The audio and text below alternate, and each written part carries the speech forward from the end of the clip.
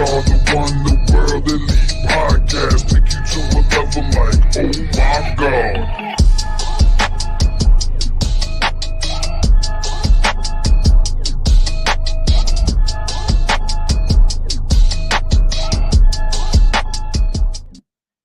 Well, hello again, everyone. We are the highest tier pod of your weekly unfiltered wrestling and entertainment. Welcome to the Worldly Podcast. We are free and available wherever you get your podcasts. We're on YouTube as well. I'm Marcus, and we're back for another wrestling nostalgia, but only the second time we're doing a TNA nostalgia, and I had to bring him back. He's from Chicago. You can check him out on the Ben Buster Boys. He's also the DNA of TNA himself. It's Greydon. What's going on, man? GPC. That's right. I'm doing well, Marcus. Thanks for having me on tonight. So I had to bring you back for TNA because, like, nobody knows TNA like you do. I mean, maybe down the road I might bring like Justin on or something. Well, or even Kyle. There are a couple people in our little circle that we talk to that knows this stuff, but not as much as this guy. Absolutely. Indeed, like Funaki would say. By the way, it's October, spooky season. We're going pink tonight. For all those survivors, ones that are fighting, we are here to support you, and of course, we love boobies. So October is Breast Cancer Awareness Month. Go pink or go home. That's maybe not the best tagline you'd want for breast cancer. Go pink or go home. go pink. We're trying to have a good cause, folks. Dylan tuning in as well. But yeah, like, so when it comes to Bound for Glory, you know, this is their WrestleMania. You know, a lot of people think it's Slammiversary. No, Slammiversary was more like their SummerSlam. Bound for Glory was like their WrestleMania. And out of all this, they're going on their, isn't this going to be their 20th Bound for Glory? It is 2024. Like, the first one happened in 05. Yeah, I think so. Wow, 20 years. Where it all, well, not where it all begins again. No, that was, they went to Orlando. No, they're going back to Detroit though. They did the second one in Detroit in 06, but yeah. When it comes to Bound for Glory, there was always three in the top of my head that I've really enjoyed. 07, I'll eventually cover that one down the road because, you know, that was Sting and Kurt in the main event for the title. It is 20 years. They're counting as their 20th event. Yep. And they just celebrated 20 years a couple of years ago as a company alone. Yes. So, like, 2007 was always a special one. The one we're covering tonight, and somehow 2015, like, I'm going to eventually go back and watch that one for the fun of it. But maybe in the future I will want to review that one. But there's something about this one, like, I remember week after week, I was following and watching Impact, getting hyped for it. And then when it was the weekend of the pay-per-view, I didn't get to watch it live because I was away at work. So it took like 10, 15 years before I was able to watch it. But it was like Jeff Hardy in the main event, like Jeff Hardy being the guy in TNA, you know, that's some good talents, Austin Aries and these guys. It was a hell of a show. Some people might have critics about it, but I enjoyed this pay-per-view. Oh, I did too. It was actually a pretty fun show. I forgot how fun this show actually was. It was always nice every so often they would get out of the impact zone every once in a while, especially if it was the big three. Yeah, and it also is during that era where people were like going, this wasn't actually TNA's best era, but I gotta say, like, their big events like Slammiversary, Bound for Glory, Lockdown were huge. They knew how to book them during this time. And if you guys don't know what I'm talking about, it's the Hogan Bischoff era. Yes. Of TNA. So the only mistake they had when they brought Hogan and Bischoff in, they tried to compete with Raw on Monday nights, and I knew it was going to be a fail. So they were smart. After 5 months trying to do that, they went back to Thursday nights on Spike, which Spike TV was like my MTV as growing up. Like that was what Spike was to me, like my version of MTV, because I watched a lot of shit. Like, remember when Raw was on Spike TV when they left USA for 2 years? Like, those were the good days. Like, what 1,000 Ways to Die, another kick-ass show on Spike. Stripperella, another kick-ass show Yep. for one particular workout reason. But Spike, what else Spike TV had? They had good shows back then. That was just like my top 3 at the time. Was like wrestling, yeah. 1,000 Ways to Die, and Stripperella. Fear Factor, I know, was getting syndicated on there too. I don't know why I thought Fear Factor was on NBC, or maybe. Oh, it was, but I'm saying it's the syndication version of it, where they would play all the old episodes. Yeah, I felt like there was some TV show or something that was on there, like superhero wise. I can't even remember. Not Smallville. Like there was something that played on Spike that was superhero wise besides Stripperella. But yeah, this was good times. And also Twitter was kind of getting big. Like hashtag BFG was a thing, was like a trend. And yeah, I remember seeing them in this one. Like Jeremy Borash, sometime in the show, goes, "Yeah, we're trending worldwide, folks." Yeah. Hashtag BFG. Another thing too, for like 2 or 3 consecutive years, TNA pay-per-views were sponsored by Direct Auto Insurance. Yes. And I wasn't even with them. I was with Geico at the time. Now I'm with State Farm. A good neighbor, State Farm is there. Yep. No hot tub, though. Didn't get a hot tub. Marcus. But let's kind of examine how things were back then. Okay. Commentary team was Taz and I think it was the Professor. Mike the Professor, yeah. Yes. No Don West. Which this was shortly after Don West went backstage and did a lot of the backstage stuff, and during this time, especially in 2012, is when he was started to really get sick. Oh yeah, okay. JB was still backstage doing interviews, and he'd come out for the main event like if he was Michael Buffer. Ring announcer Christy Hemme. Yes, I actually enjoyed her. I think she actually found her spot there as that ring announcer. Well, the show kicked off. We get Rob Van Dam versus Zema Ion for the X Division Championship. How did we get here, by the way? Like, I remember Zema Ion from the Philippines. He was a hell of a wrestler. Was this just a match they just randomly put together, or was there a build-up for this? The October 11th edition of Impact Wrestling, RVD was given the opportunity to choose an opponent to face at Bound for Glory, and he challenged Ion for the X Division Championship. Okay. Well, the crowd was on fire for RVD, like any crowd would, because RVD was... It's RVD. It's RVD. Yeah. It's the whole fucking show. RVD. Oh, I gotta say, people might like his WWE theme. I think this one was the best. Oh, Rob Van Dam, the whole fucking show. Yes, yeah, that was definitely his best TNA theme. The one he had when he was bringing Katie Forbes in wasn't it? No, and I hated the fact that he was at. It went against him when they did the right to censor gimmick with him and her, and I'm going, yeah. Out of everyone, he doesn't fit the bill for this. Katie Forbes and Sexy Red and a torque off, who would win? Forbes. Oh. I mean, it even got to the point, like, I remember, like, 4 years ago when RVD and Sami Callihan were feuding, and Katie Forbes was, like, twerking on his face after he took, like, a 5-star frog splash or something. And it's like, oh, come on. I love girls who twerk, but come on, I'm trying to enjoy pro wrestling, damn it. I can't have a boner for 2 different things at the same time. Come on now. Pro wrestling and twerking. But I mean, when you see where these two guys are in their careers right now, RVD, a Legends contract with WWE, and Zema Ion in the WWE. Oh, yeah. Oh, that's right. And RVD's a Hall of Famer now. Yes, he is. So.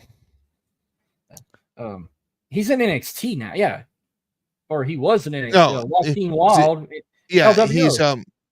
He's part of LWO, SmackDown, yeah, it was on Raw, yeah. That is the same dude, yeah, Joaquin Wild and Zema Ion. That's what I thought.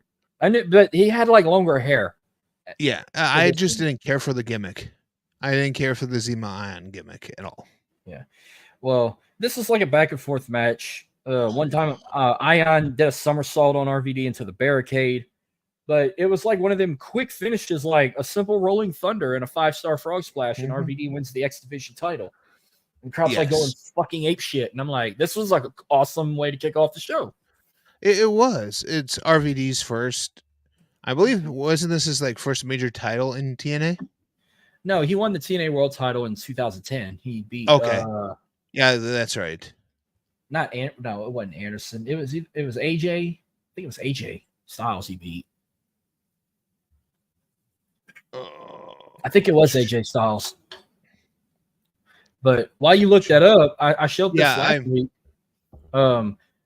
2 weeks after he won the world title, TNA did a house show in my neck of the woods on Memorial Day weekend. Me, my brother, and 2 other boys went, and we got in the ring after the show and met him for $20. That was when you used to go to house shows, and they'd be like, for $20, you can get in the ring and meet so-and-so. And we paid the $20 and met RVD. And then I met Kurt Angle that night. I met Mr. Anderson. I met Jeff Jarrett. I got all them pictures in my like Facebook album. I didn't get a picture with Joe. Like I talked about that. He was on the other side of the arena, but we exited on the other side we came in. And by the time this was digital camera days, my batteries were dead. The AA's were dead. Yeah. And I just said, screw it. We didn't go meet Joe or go try and take a picture with him with a dead camera. It came about because of a tournament, because of the Bound for Glory series in 2012 that he lost to Bully Ray. Yeah. So we'll definitely get. Yeah, this is why, because he lost to Bully Ray. And on the October 4th, he didn't beat Samoa Joe for the TV title. So thus he chose Zima Ion for the X Division. But honestly, RVD in the X Division, he should have been there a few years earlier, in my opinion. I don't think he's ever been in Ultimate X. Can you imagine RVD in an Ultimate X match? I can imagine it. Yeah. Get on top of that scaffold and do a 5-star frog splash or something.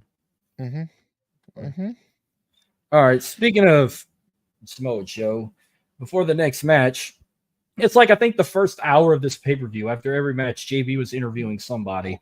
Well, and it's like within the first hour, we had 3 matches? 3 or 4, something like that. Yeah, something like that. This pay-per-view was like a 2.5 hour pay-per-view, not close to 3 hours. Yeah. Well, JB's interviewing Magnus, or today people would know him as Nick Aldis. A guy who would in the future be the GM of SmackDown, married to Mickie James, be one of the longest reigning NWA World Heavyweight Champions of all time. He's getting ready for his match with Samoa Joe for the TV title, but then he's talking about how he's finally getting out of a political prison, and he was no longer had to hide behind Hogan and Bischoff's back. And mentioned how him and Joe were once a tag team together. They were the tag champions at one time. So it's kind of like the breakup of a tag team that was a short-term team. But yeah, Samoa Joe versus Magnus for the TNA Television Championship. Joe, the usual king of television, longest reigning TV champion in Ring of Honor. And I was there to see him win that. That was pretty cool. Which, funny story, you want to throw in a guy like Minoru Suzuki, for example. He's probably one of, I think, 4 or 5 superstars I've ever seen. Like, I was there when he won that belt, and then I was there when he lost that same reign. Like, Suzuki was the last one. Like, I was there at All In, the original All In, when Cody won the NWA title off of Aldis. Yeah. So I was at that show. Nice. So, like, I went to Supercard in Dallas WrestleMania weekend. I only went to go see FTR against the Briscoes, but like that was my first time seeing Suzuki in person, and I got to like clap with the entrance song, and then I got to holler "Kaze mi Mare" when he got in the ring twice. But I saw him win that title against Rhett Titus, and 2 weeks later, I saw him lose it on Dynamite to Samoa Joe in the main event in New Orleans. Same reign. Nice. Same with like Rey Mysterio when he won the Intercontinental title from JBL at WrestleMania. I was there when he won that, and then I was there at Extreme Rules when he lost it to Chris Jericho in the No Holds Barred match. Jeff Hardy, I saw him that same night win the world title, and Punk cashed in the same night and took it from him like 5 minutes later. And the last one was Randy Orton, 2013. I was at TLC. I saw him win the big gold belt and the WWE title from Cena. And then at WrestleMania 30, lost it to Daniel Bryan. Miracle on Burke Street. Yep. So, yeah, that was pretty neat. But Joe and Magnus, what did you think of them as a tag team? They were a very underrated team that was good. It was a very underrated team that was thrown together. Like, you know how sometimes they throw it together and lightning just strikes. Mm-hmm. It was one of those. It's like I really wasn't invested in it because I was a British Invasion fan. All the versions of British Invasion. I was Him and was it Doug Williams? Doug Williams and the other guy that they had in there. Oh, Desmond Wolfe at one point in time too. Oh yeah, in that faction. He began team because of their wildcard tournament. That's why him and Joe were teaming up. They had a wildcard tournament for for the tag title. So it's like, so they defeated AJ Styles and Kazarian to win the 4-week-long wildcard tournament and become the #1 contenders for the tag team championships. Yeah. Well, one point Joe goes for a muscle buster, but Magnus eye raked him. And then Joe locked in the Kakita clutch. Then Magnus rode him up for a near fall. Well, while he had the figure 4 locked in, Joe broke it and put in another Kakita clutch. And then he ended up tapping out, and Samoa Joe retained the TV title that was also once called the Legends Championship and the King of the Mountain, the global title, and the King of the Mountain. Yes. Yeah. So many nice looking belt. I just call it the TV title. Yeah, I know. Like, you still had a TV deal at the time. Why not just call it that to begin with? And I mean, it looked like this was the time where you're like, isn't that the main belt? Like, their main belt and this belt almost looked identical. This strap looked brown to me. Yeah. Or red. It was red. Mm-hmm. It was red. Yeah. Well, then we get JB backstage again. Now he's getting ready to interview the It Factor, Bobby Roode, for his big match. Talking about, like, this was a 1-year buildup with this next one. James Storm, Robert Roode, street fight, the Tennessee Cowboy versus the It Factor.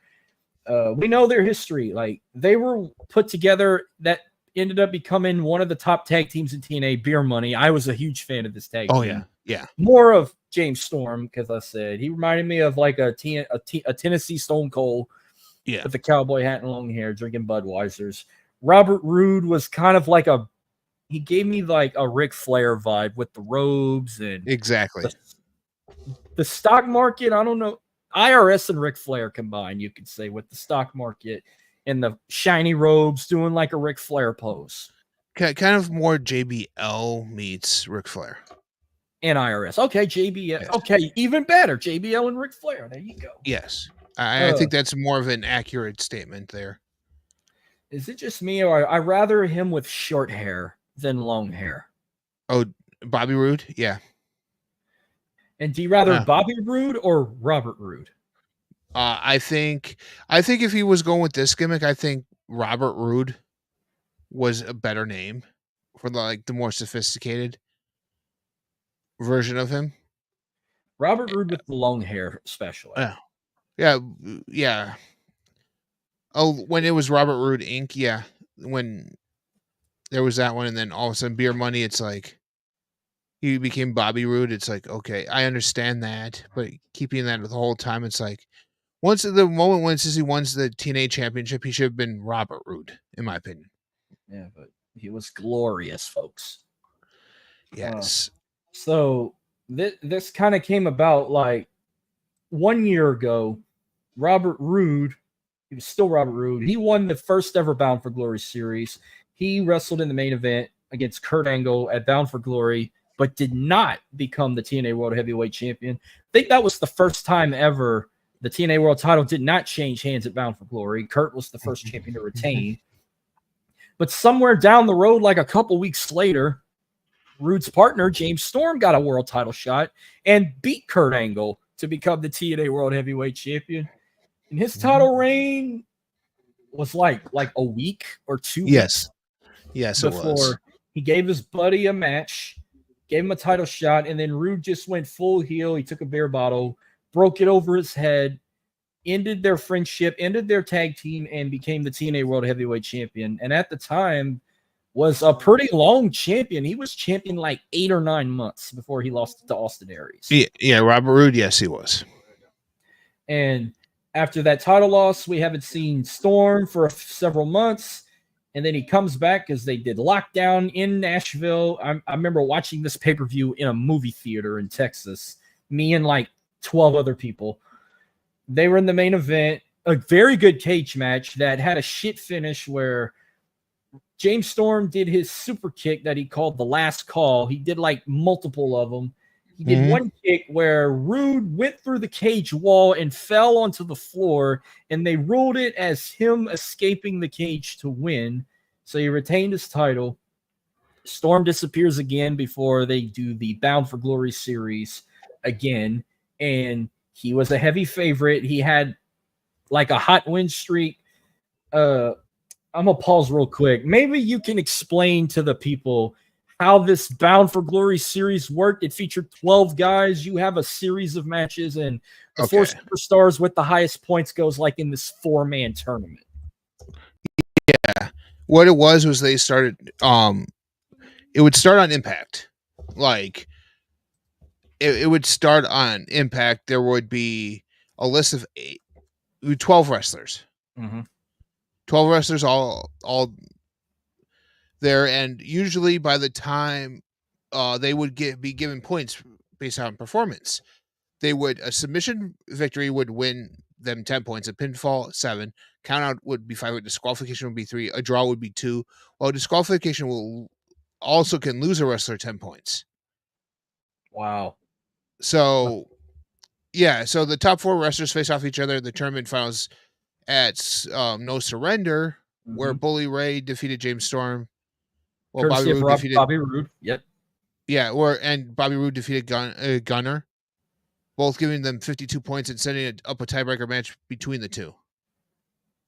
So, because I remember one semifinal, it was James Storm versus Bully Ray, and that's how Bully Ray moved to the finals because Bobby Roode cost him the Bound for Glory series. Jeff Hardy, on the other hand, won his semifinal. I forgot who he beat, but he beat Bully Ray in the finals. Oh, Jeff Hardy beat Samoa Joe. Wow, I bet that was a good match. So it leads to this street fight, but Bobby Roode claims that he's not only going to beat him again, but he's going to end his career for good. And to maintain law and order, Hulk Hogan said he was going to find an enforcer. And they bring in a fighter from Bellator at the time, King Mo. I don't know much about this guy. King Mo? I just know he was in Bellator. Yeah, he was I think he's from he's from I think Nigeria or something. Yes, he was light heavyweight and heavyweight champions for Bellator.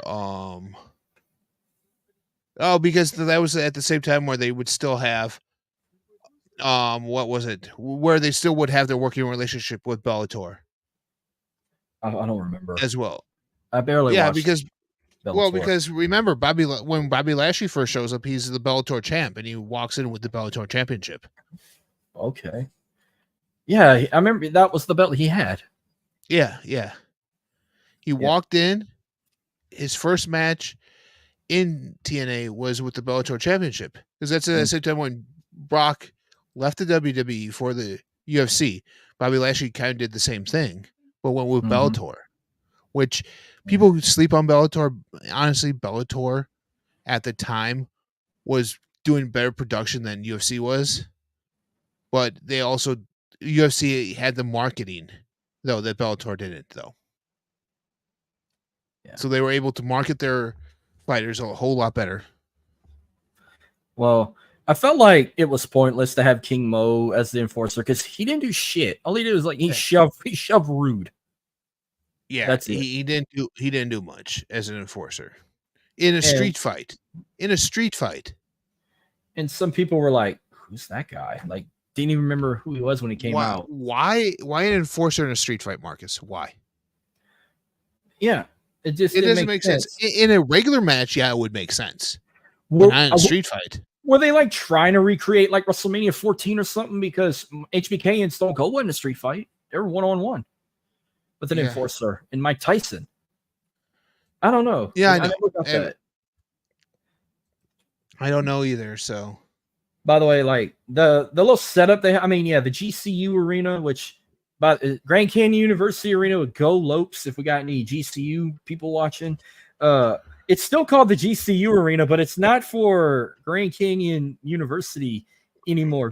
Global Credit Union. So that's clever. Shout out to GCU for that. Global Credit Union. But that's a fucking beautiful Cochran universe right here. It's a fucking beautiful arena, by the way. The GCU Arena. It opened like 2 years before, but like, it's still a beautiful arena because GCU, like I put on the map, if you keep up with college basketball, they had a few upsets and went into the NCAA tournament. So nice little arena, very small arena. That's like the perfect size for like AEWs to get out of them fucking stadiums they can't sell out. With the people they get, they could fill up a 7,000 venue like this. Oh yeah, yeah. Do it like TNA did back in the day, where it's like they would do stuff like this. They would go to not necessarily like ROH where you would have armories, but go with the smaller stadium, like a college stadium basketball. Hell, TNA's doing armories now, and that they're like selling them out. Oh yeah, they are. But I guess I don't know if it's because of how the setup was. They never used pyro for this show at all. They even had like the rampway was like going through the crowd. You could say like I kind of. Did you like the entranceway where you had to kind of climb up the stairs? They kind of came up through the bottom and then walked up the top. I liked it. Yeah, it was kind of neato, but it was so weird watching a TNA show without any pyro. It was, yeah, but it was still a damn good show. I mean, it was a nice little setup, but because I was waiting for James Storm's pyro to come or Kurt Angle's or the intro or at the beginning. They didn't have anything. They just nothing. But it was okay. Like Rude come out. Rude even had pyro. Not tonight. Nobody did, but Rude come out first.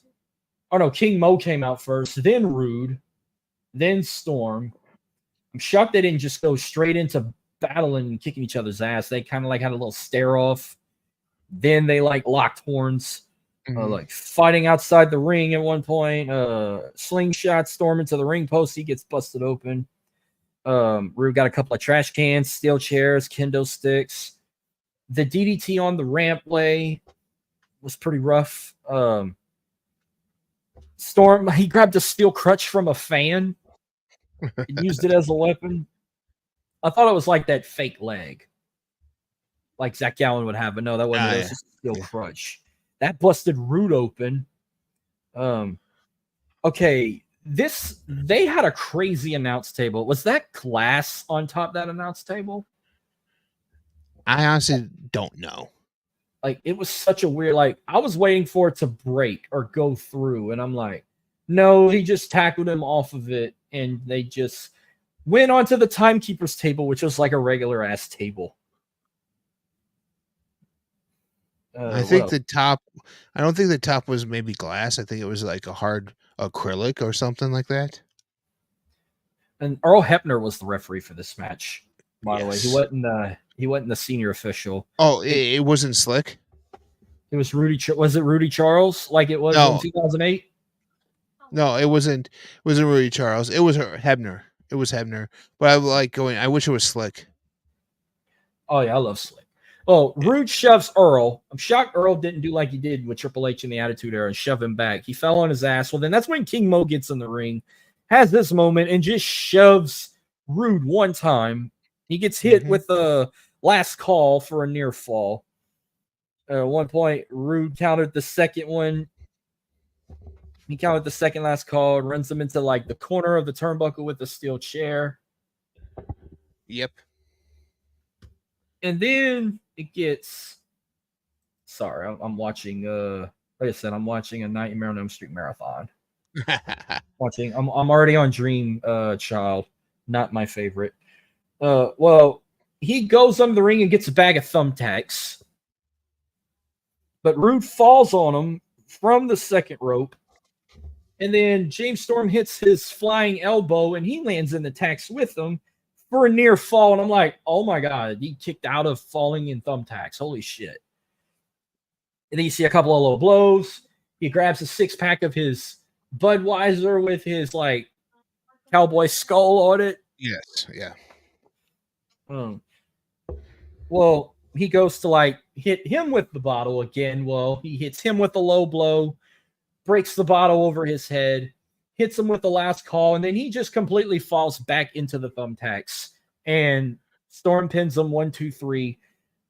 That may have been match of the night. That was a brutal match, but I really enjoyed it. And I loved how they gave it time. Yeah, that match was like what, 20 minutes? 17 minutes and 35 seconds. So I was close. Yeah, I really enjoyed it. So within the first half an hour of the show, we had 3 matches. Nice. Yeah. And that was also my favorite theme for James Storm, Long Necks and Rednecks by John Michael Montgomery. Yes. The music video too. I remember the music video where he's like drinking in a bar with his buddies. And then we get weird James Storm towards the end of his run in TNA. Yeah. I didn't get, but he never, I was hoping he'd got like another world title run, but he never did, except when he went to like Ohio Valley and shit. Yes. Yeah. Sorry about your damn look. My favorite fucking tagline ever. Like, sorry about your damn look. I love it. But the guy they could have did more with. But like, I think even Rude like may have had a second or third title reign later in the years. Bobby Roode, he actually had. I could just bring that up right now. I was just actually on that page. TNA, he was world heavyweight champion twice. Yeah, because I thought he went into a feud with Bobby Lashley with the title. Yeah, he's a 8-time tag team champ. 1-time King of the Mountain. Won the Bound for Glory series in 2011. He was first BF Bound for Glory series winner. Yes. Team 3D Tag Team Invitational with James Storm. Tag Team Championship Series in 2010 and the Tournament of Champions in 2013. So. Well, we go backstage again with JB. This time he's interviewing Joey Ryan, which you look of all people. You look at Joey Ryan, it's like if Ron Jeremy and Zach Galifianakis had a baby. Yes. That's what he reminded me of. He's just as annoying too. Let's talk about this feud. So I guess they try to pull a page out of WWE's book.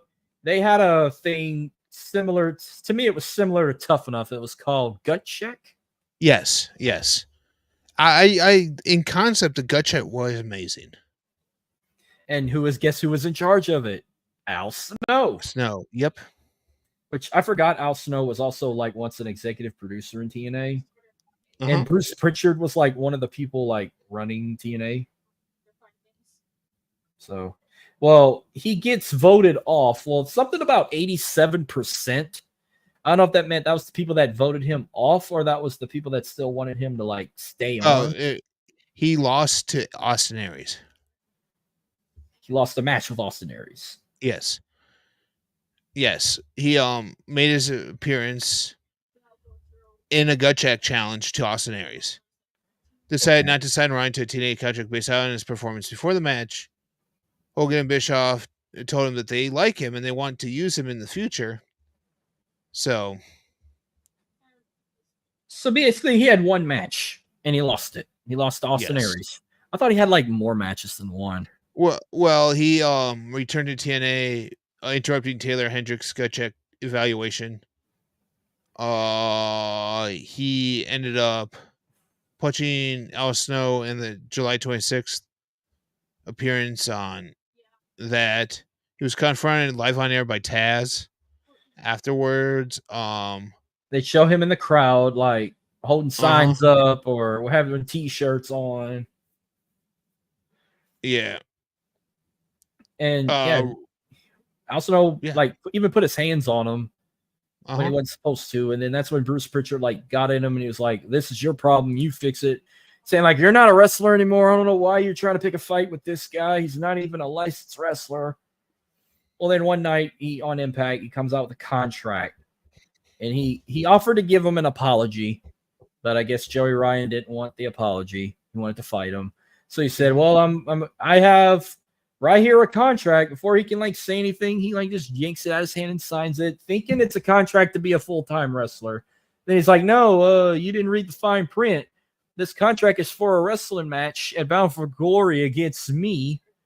And if you beat me, you get what you want. You'll be a full-time employee. You'll get a wrestling contract with TNA. And I don't, yeah, it was just a regular one-on-one match. It wasn't like no DQ or anything. No, it was just this was just set up as a regular match. Yes. And what the fuck was this song they were playing? They both came out to the same song.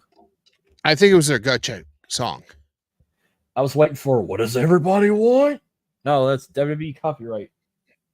Well, but they came up with one for also that was kind of similar in vein to when he was part of Extreme 2.0, yeah. But I mean, they used, I think it was the gut check theme. Well, he grabbed head and crowd goes crazy. But the referee takes head away from him. And then Joey Ryan gets the advantage, and then he makes out with head. Mm-hmm.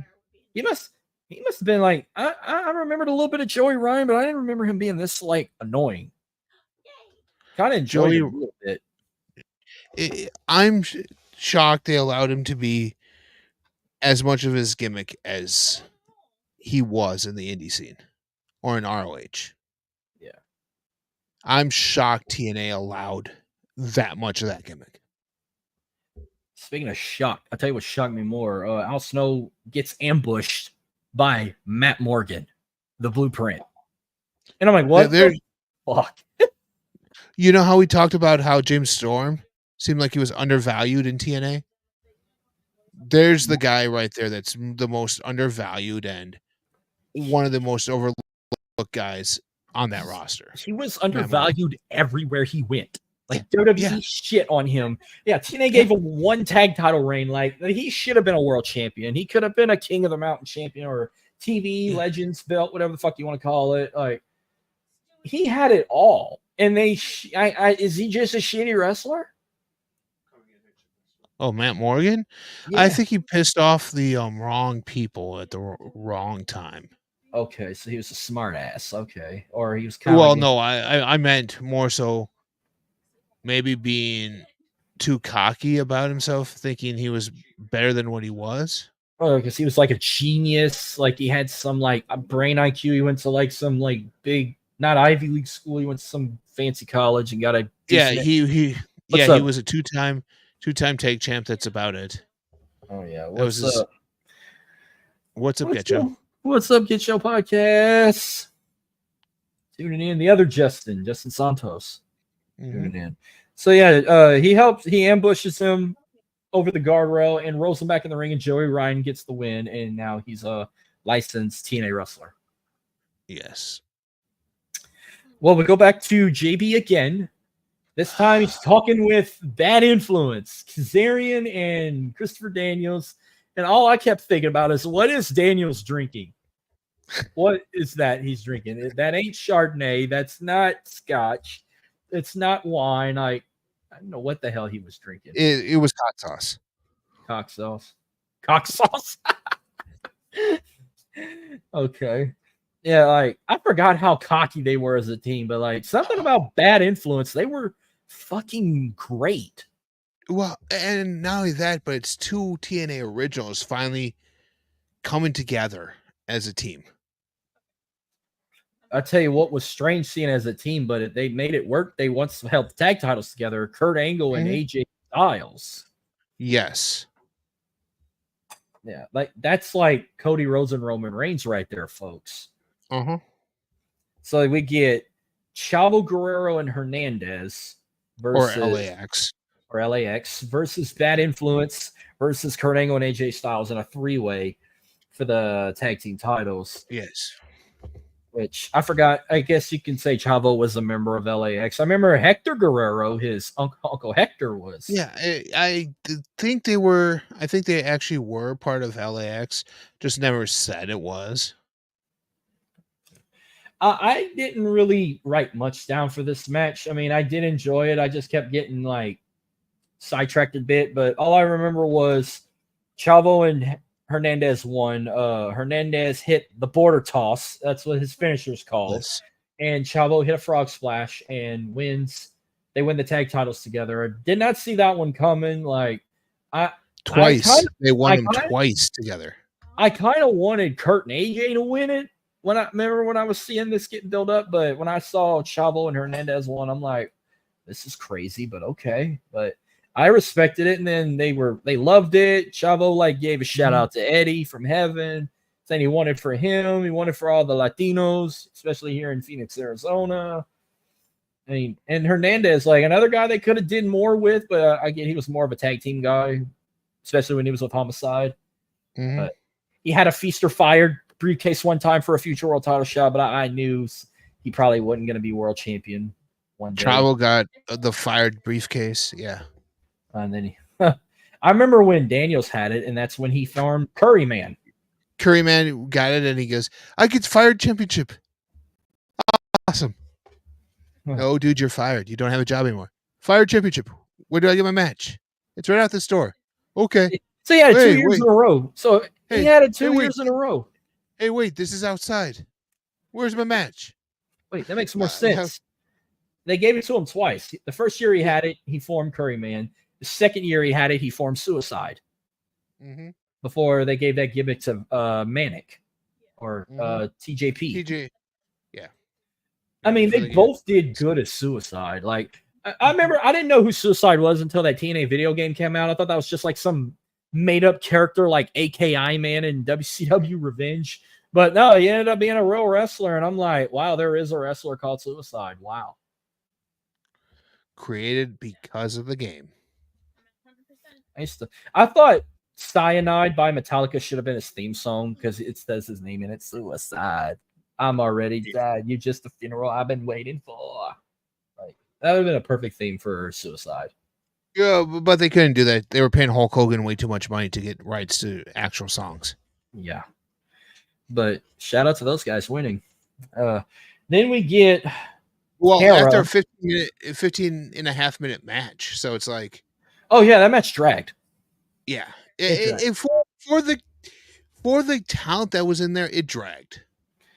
Like, that could have been the co-main event. It should have been the co-main event, but it wasn't. Yeah. Put in the middle of the show. Well, then we get Tara versus Miss Tessmacher for the Knockouts Championship. This was like a student versus teacher feud. It was, and then the student won the title and then beat the teacher for the title. And then turn heel. Yeah. I forgot that was her name in TNA. I remember when she was in TNA, but it was Tara, and I was like, I thought it was something else. Like, I thought she had like another fucked up name. Yeah, they were a tag team known as TNT. Yeah, which was awesome. Tara defeated OBD in a #1 contenders match for the knockout title. She said it did over the phone for Bound for Glory, confident she would win the title.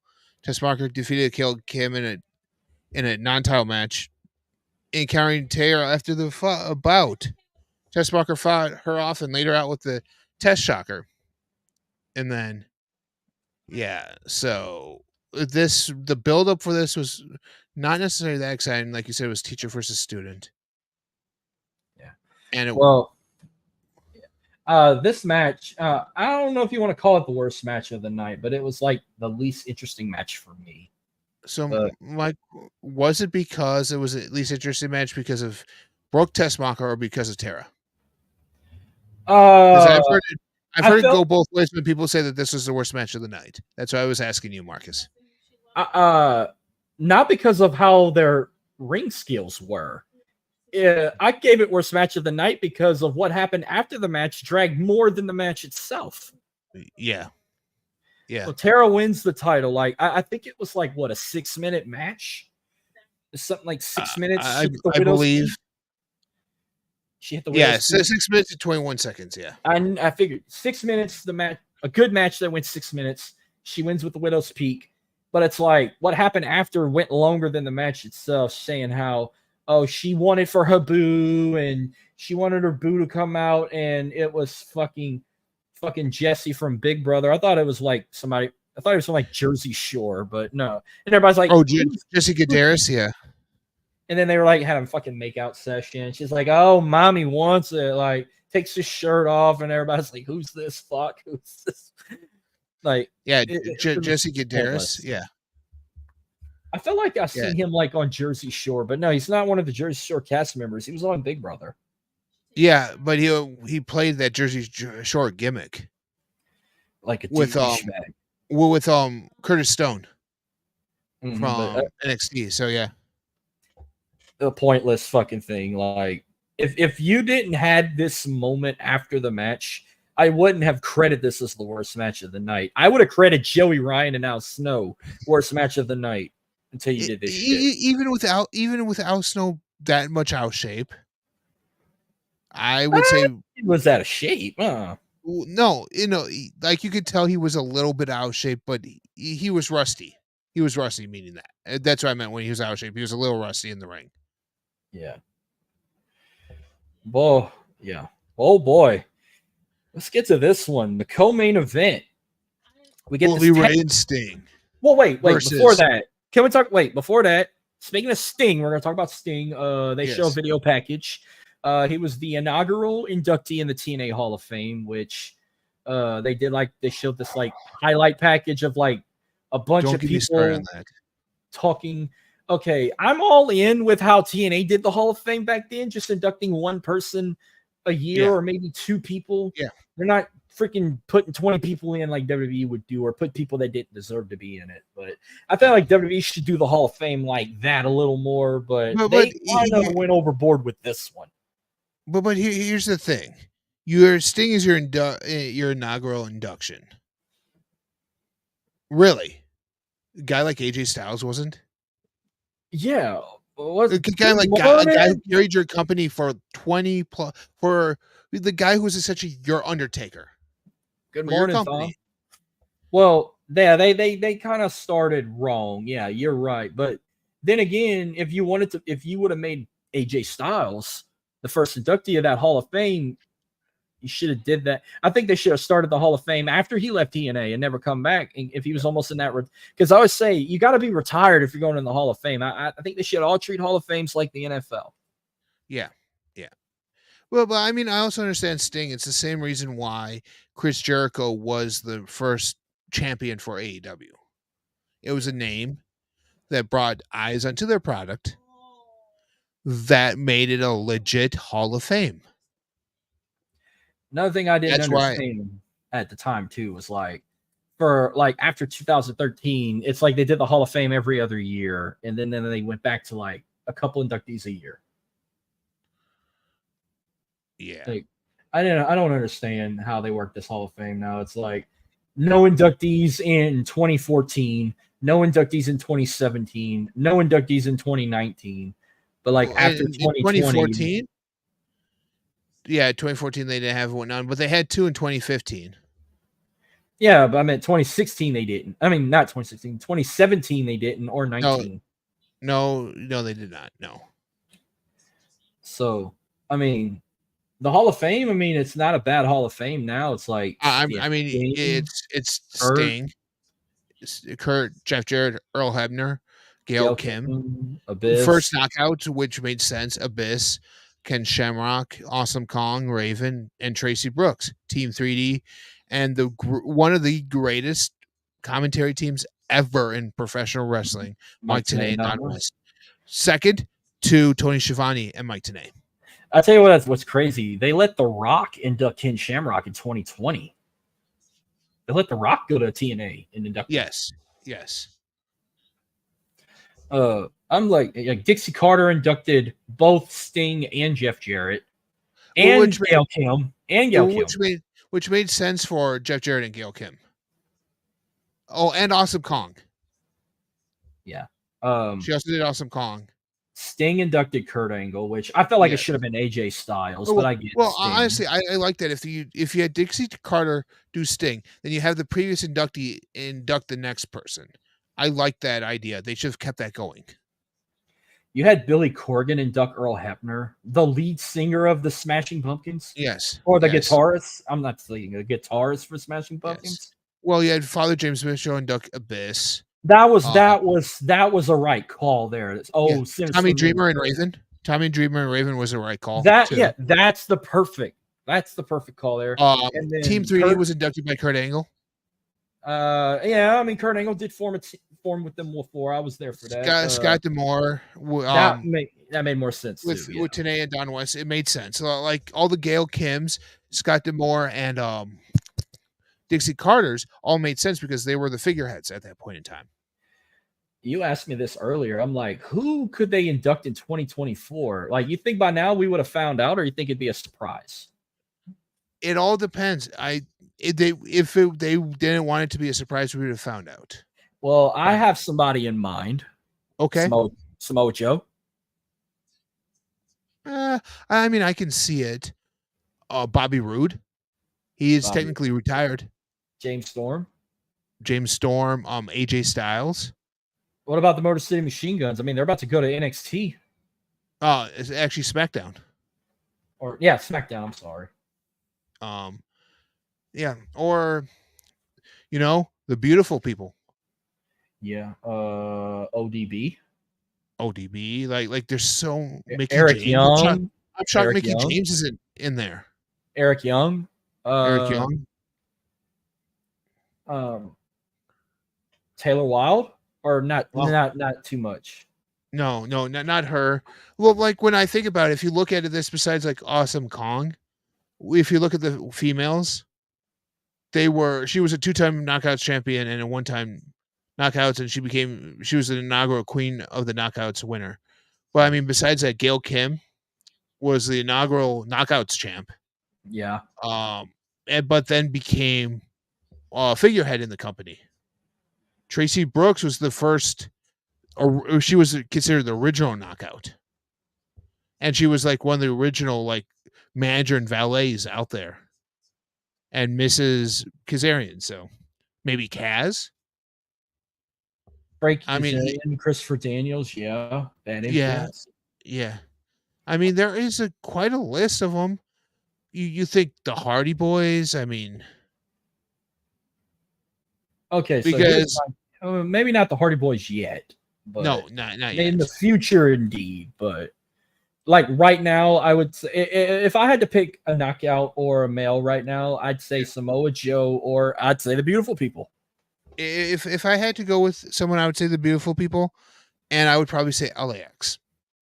Because you can induct the entire faction at one point in time that was LAX. No matter whoever it was, LAX is in here.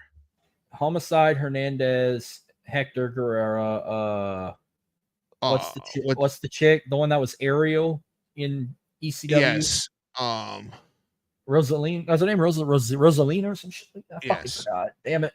Oh, and Chavo. Okay. Santana and Ortiz. I'm bringing it up right now. I'm like, LAX. Conan. That was their LWO. Conan, yeah. But Conan was also Three Live Crew, Monty Brown. Yes. There's some more guys that can go in the TNA. So Conan, Homicide, Hernandez, Apollo, Machete. They're ring announcer Jack Melendez, so they're kind of like the NWO in this aspect. Salinas.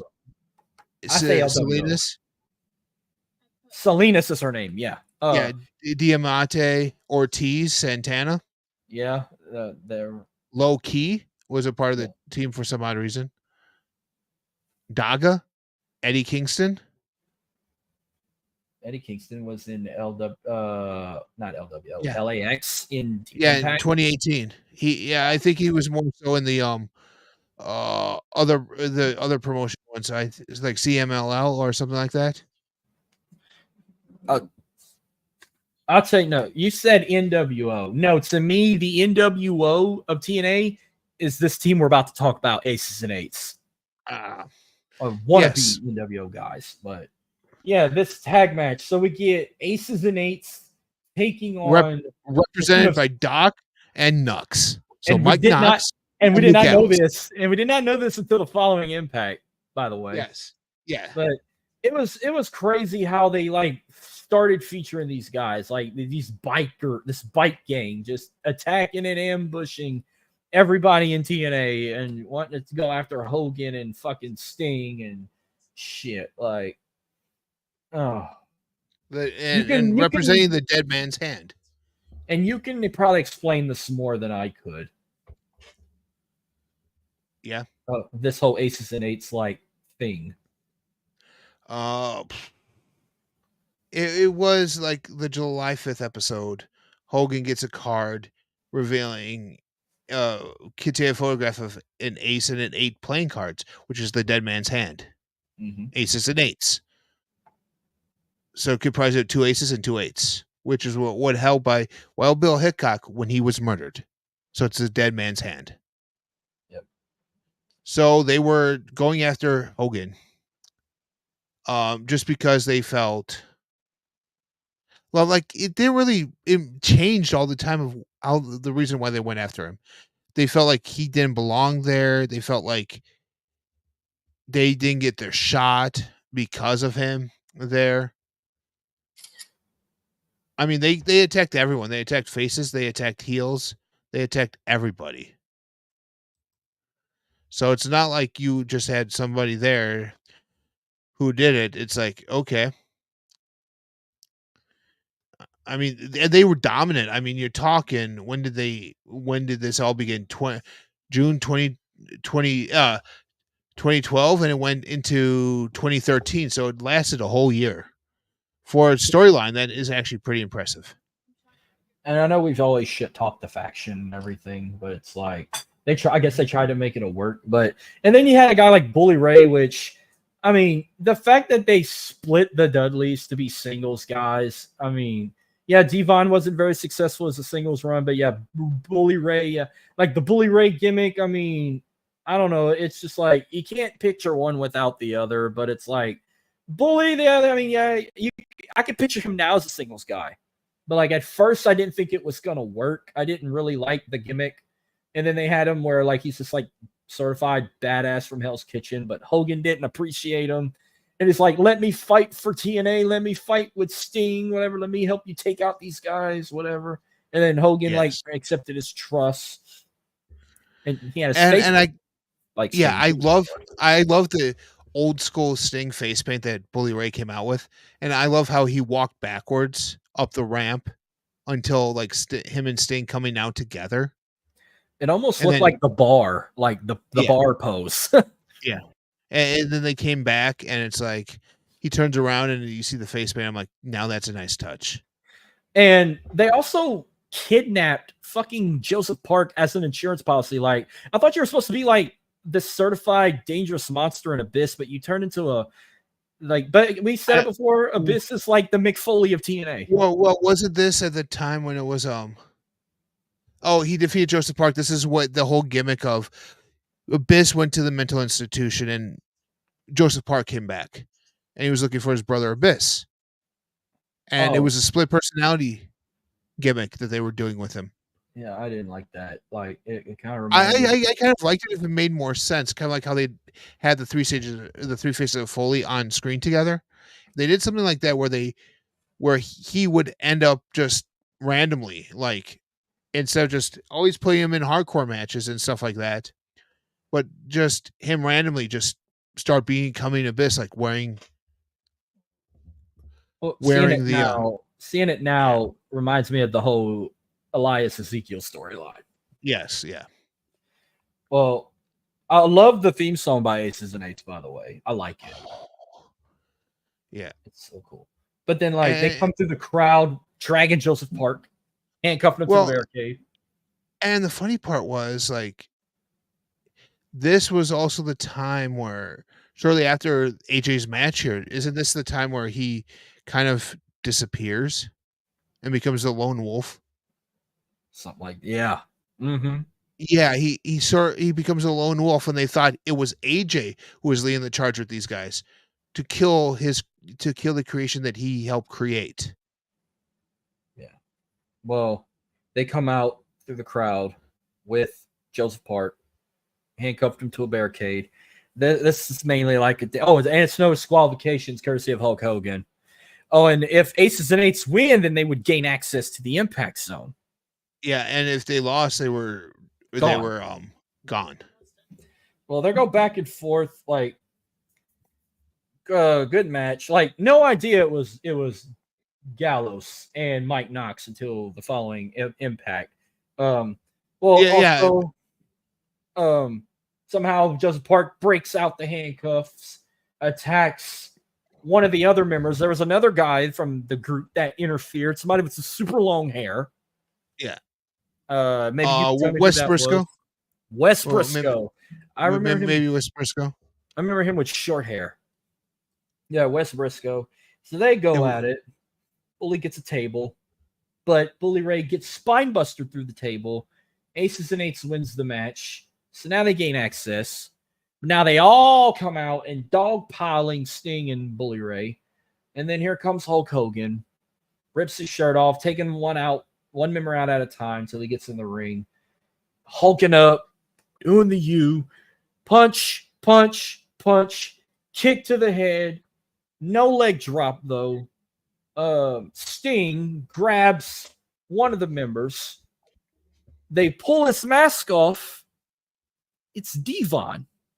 And we're like, holy shit. Devon's running Aces and Eights. When I first saw that, I said, this is going to be a fail. Yeah. You cannot have one without the other. And sure enough, you go month after month. When you realize the other members of the group, like Mr. Anderson was a part of Aces and Eights, here. Let's run down the list. I have it all right here. We have the honorary member who was Evilise. Honorary? Oh, not honorary. Oos type. No. She was honorary. She made one appearance at the group. Oh, who's that? Evilise. Okay. Then there was the prospect Leva Bates, prospect CJ O'Doyle, Mike, West. These were people who ended up just being people who were under the masks before they unmasked them. Yeah.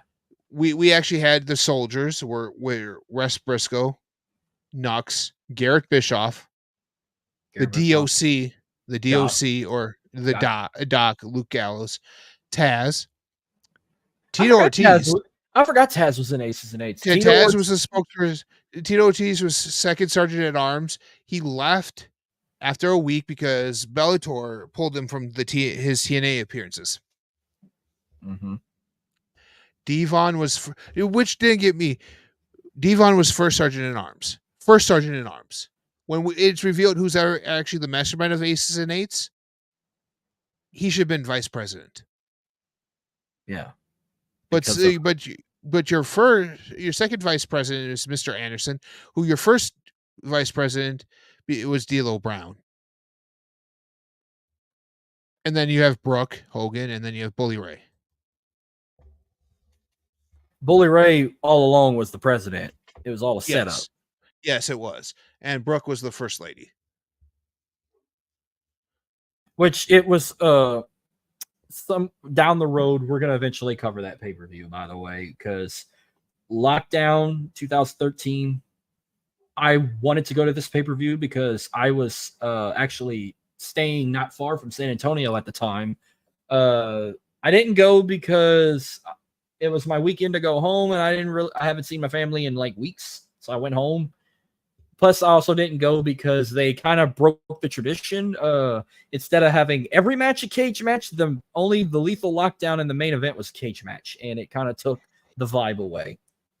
But yeah, with what happened, like I remember tuning in, and plus, you had that pay-per-view in the fucking Alamo Dome. You wasn't gonna fit 60,000 people there. I think they had 7,000 people in the Alamo Dome, but they had like a third of it curtained off. Like, you could have. They could have went into the basement of the Alamo, Marcus, and had the match. They could have went to the Freeman Coliseum. Why didn't they go there? The Freeman Coliseum's like 10,000 people. They could have went there. I don't know. I don't know. Why don't you ask him? I'm not gonna do that because they're gonna say ask Vince Russo, and Vince Russo had nothing to ever fucking do with TNA. Not at this point in time. I thought it was dumb. Like Bully Ray Not, won not, the not at this point in time. He didn't, but early on, he did. if I would have went to that pay per view, I'd have fucking hated myself because I was already pissed. Jeff lost the title. Bully Ray won the title. Then it was all set up saying he fucked Hogan over. He fucked Brooke Hogan. By the way, Brooke Hogan in a fucking storyline of shit anyway. Like I don't know why they had to put her in it. And he said he fooled. I don't know. He told Hogan I fooled you. He told Brooke like I fucked with you or something. Or Yeah. It was Oh, I'm sorry. It was the wrong Brooke. It wasn't Brooke Hogan. It was Brooke Tessmacher, who just went by Brooke. I thought they put Brooke Hogan in the fucking storyline at one point. No. I'm sorry. Yeah, it was Brooke Tessmacher, not Brooke Hogan. I don't know why I thought it was fucking Hogan's daughter because because her and Bully Ray were set to be married, and that's when the Taz reveal happened. See, I didn't remember all that, but and then Bully Ray took over, and then it kind of made more sense to have Devon there too, because like you got both Team 3D members in there, but Bully running the show. Yeah, and see that's my thing. If Bully was the president, it only made sense that Devon, his longtime tag partner, would have been the vice president. Should have been not fucking Ken Anderson. Oh, or D'Lo Brown. But I didn't understand when D'Lo Brown was unmasked. He was a producer at the time. So that kind of made a little bit of sense. Yeah.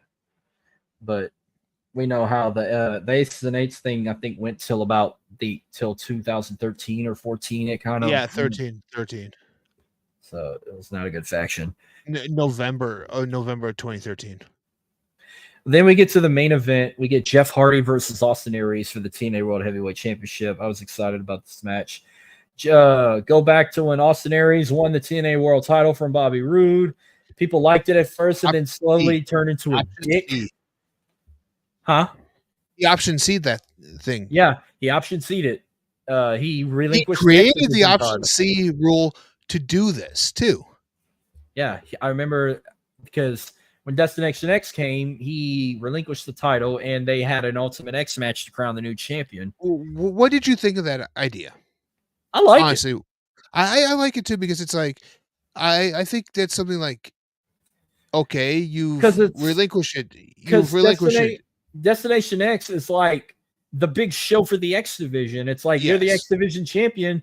You can either main event that pay-per-view defending that title, or you could take option C and relinquish that and go after the world title. I like it. Mm-hmm.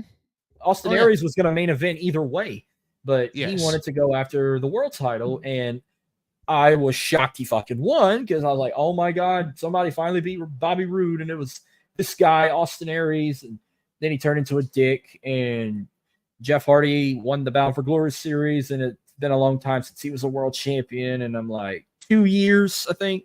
So it's like, oh, wow, he's finally getting 7 times that happened. Mm-hmm. The option C, and only 3 were successful.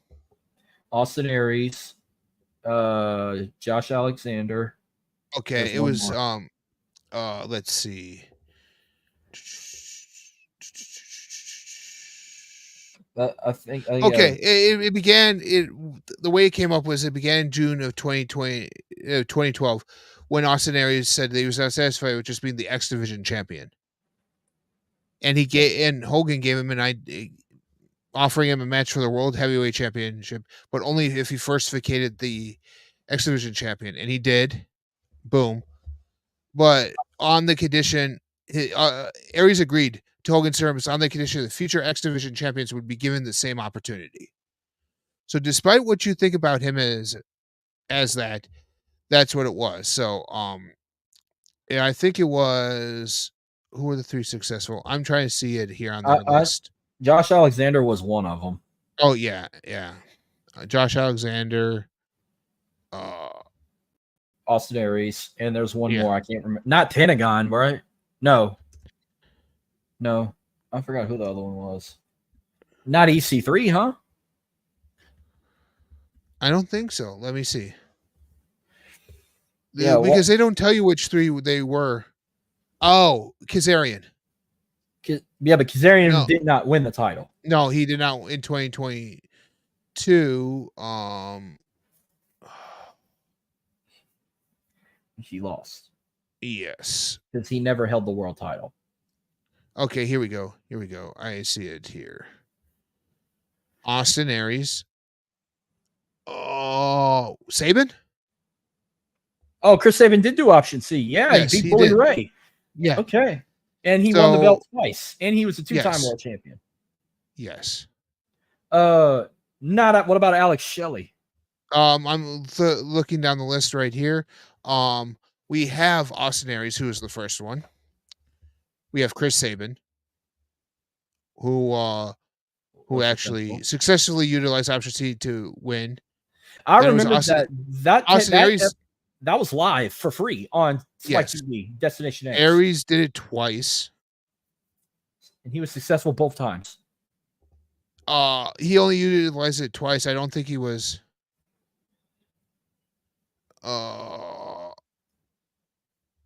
Okay, he won it twice. First wrestler to win and first wrestler not to win. So Okay. So he did it twice, but he was successful. Rockstar Spud did it, but he lost. Mm-hmm. Brian Cage cashed in. The last one was Brian Cage to cash in, but was he successful? Yes. He did win the world title, or No, but it was not under the initial cash in though. okay. So Okay. yeah, Josh Alexander. So there's your three: Saban, Alexander, and Aries. So Alex Shelley must have been a straight title shot. It wasn't like no option C. Like he just challenged for it. His was a straight up title shot. Alex Shelley, yes. Who did he beat again? Not Moose, huh? It was against all odds in 2023. Yes, he won that title. It was Moose. No, I'm agreeing with you when he won it. So I'm looking it up right now for you. I think it was Moose, and then Moose won it back at Hard to Kill. Let me see. TNA. Hang on. I got it Impact right here. TNA Championship 1 year. I got it right here. I got it. I got the list of reigns right here too. So he beat Steve Macklin. Okay, so it was that feud. Okay, got it. He beat Macklin for it, and then Moose won it from him, and then Nick Nemeth won the 6-way at Slammiversary. Yeah, and hopefully Joe Henry wins it. Mm-hmm. All right, Jeff Hardy, Austin Aries. I hated how they were booing Jeff Hardy. He had a 50-50 ovation. I'm like, what the fuck is wrong with this crowd? Yeah. They were cheering for Austin Aries. Like, they wanted him to retain. I don't know why they were fucking booing Jeff Hardy. Well, it's at the time where this Austin Aries was beloved. He was beloved in the indie scene. People loved him. Yeah. So when he finally gets a shot here and does this, he was kind of the underdog, so to speak. Underdog champion. The underdog champion. No one ever gave him. That's why the fans were behind him. He was the underdog champion, even though he was a heel. Wasn't this the start of Hardy's troubles in TNA? In 2012, he had him in 2011. I know that. Yeah, that was the Immortal run. Yeah. Victory Road with Sting. Yeah, Victory Road. Future Dark Side of the Ring episode that gotta happen. Oh yeah, definitely. That might have been one of TNA's darkest days ever, unless there's another one I'm missing. But I think that night was their darkest day ever. Is this the Bound for Glory series where Hardy won? Yes. Okay. Yeah, he beat Bully Ray. Okay. Yeah. This was the second time they did this series, and he won it that year. Yeah. And he was the first to be successful. Which I wish they'd still do it, but like they stopped. I think Matt Hardy was the last one to win the Bound for Glory series. I think it was 2016 they stopped it, or 15. 2016 it was Ethan Carter. EC3. So Matt won it in 2015. I think he did. AJ won it in the next year. AJ won it. AJ won it in 2015. Oh, he won it in 2015? No, sorry. AJ won it in 2013. Yeah, I was gonna say Bound for Glory. He won the title from Bully Ray. And Yeah. then they didn't have it in 2014 because they went to fucking Japan. Or And 2015. 2015, it either had to have been McIntyre, Drew Galloway, or it was Matt Hardy. They had no because it says, here's their winners of the playoff series: Bobby Roode in 2011, Jeff Hardy in 2012, AJ Styles in 2013, and Ethan Carter III in 2016. Oh, so they didn't even have the Bound for Glory series in 2015. Wow. Yes, they didn't. I'm gonna be definitely watching that one to kind of get more info on it. But yeah, this was a very good match. It's kind of like the G1, kind of like how it was scored and everything, and how the matches were done. It was kind of how New Japan does their G1. Yeah, Similar, kind of a similar concept, just done horribly by TNA. Yeah, but this was a good match. There was a near fall by Austin Aries. He hit that Hurricane Rana, then did the Brain Buster, got the near fall. Crowd's like, oh my God. And then it went with the Twist of Fate, Swan Tom. Jeff wins the title. Then the crowd kind of went ape shit. I was excited. Like, I knew he won that match and I knew he was going to win, but I was like so happy. That might have been that may have been his longest title reign until he lost it at Lockdown to Bully Ray. I don't know. That he only had 3 world title reigns in TNA. Yeah, he lost. But what was the faction they did with Hogan and them after he won his first Immortal. Immortal. I hated it. I love the title that they gave him, though. I think that was an awesome title concept. That was a good belt. His custom belt, that was a cool belt, but I wouldn't own it. I wouldn't own it. No, I wouldn't own it either, but I mean, it fit Jeff. It was perfect for Jeff Hardy. I didn't like how Mr. Anderson had it when he beat him. He should have went back to the TNA World title. He kept Jeff Hardy. It was like the spinner belt in the WWE. After Cena lost it, it should have just been retired. What was it called? The Creature title or the Creature belt? The Creature's belt? Yeah, the Immortal Championship, I believe. I thought it was called like the Creatures of the Night or some shit like that. Let me see. I have it right here. But I thought it was a good match. Match of the night probably went to the street fight. And then I said what I said about worst match. I gave it to the knockouts. But what did you the show out of 5 stars, I gave the show like maybe a 3.5, 3.75. I'm there with you. What you got? 3.5. What did you think of match of the night? Oh, match of the night. For me, what did you say yours was? The street fight. Yeah, it was because of the build up with that. That was my match of the night. Either that or the triple threat tag match. Even though it was kind of piss poor, it was. Yeah. It was a fun match to see all 3 of these teams go at it. Yeah, but overall, I really enjoyed it. It was a good Bound for Glory. But see, that's the thing. TNA. It seems like a lot of their pay-per-views are that way. You have 8-9 matches, and some of them are hits, some of them are misses. But it borders on most of their shows, most of their pay-per-views or PLEs are good all the time. Yeah. Well, this was a fun show. Thank you again for coming on. Oh, you're welcome for having me. Thank you for inviting me, I should say. Yeah, well, then we'll definitely be talking TNA down the road. I'm eventually going to want to do a Lockdown 2013 soon.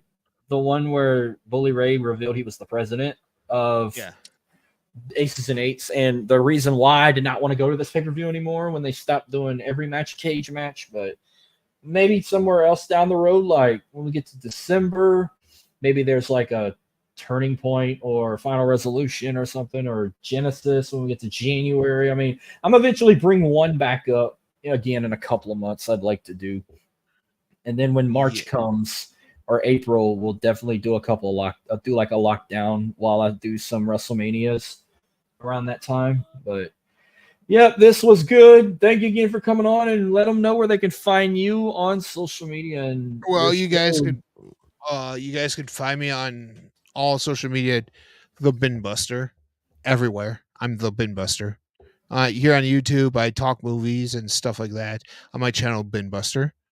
I'm with the Game Breaker Sports people. I'm usually up on their streams. I did have show DNA of TNA, but life got better of me and haven't been able to do one since the second episode I posted on it. So that's going to be coming back here shortly, maybe just in writing on the website there. So do it. What it is, if those of you that don't know, the DNA of TNA is I give you my top 5 moments from that past week in TNA. And I tell you why they're my top 5, and it's just that it's just a ranking video, a ranking series of top 5. So it's a quick, easy little video. So Well, all right. That was fun. Thank you again for tuning in and everyone else. And we'll see you guys next week for another live nostalgia. You take it easy, man. you too.